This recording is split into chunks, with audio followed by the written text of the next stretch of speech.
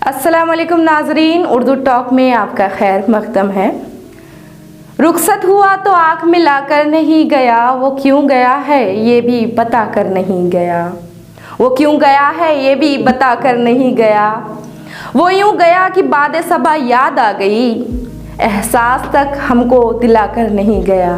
एहसास तक हमको दिला कर नहीं गया।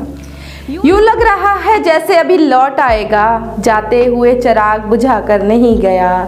जाते हुए चिराग बुझा कर नहीं गया। बस एक लकीर खींच गया दरमिया में, दीवार रास्ते में बना कर नहीं गया। दीवार रास्ते में बना कर नहीं गया। शायद वो मिल ही जाए मगर जुस्तजू है शर्त, वो अपने नक्शे पातों मिटा कर नहीं गया। वो अपने नक्शे पातों मिटा कर नहीं गया। घर में है आज तक वही खुशबू बसी हुई, लगता है कि जैसे वो आकर नहीं गया। लगता है कि जैसे वो आकर नहीं गया।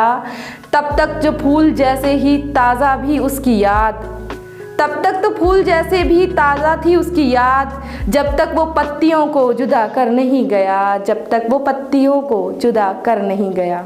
रहने दिया ना उसने किसी काम का मुझे, और खाक में मुझको मिला कर नहीं गया।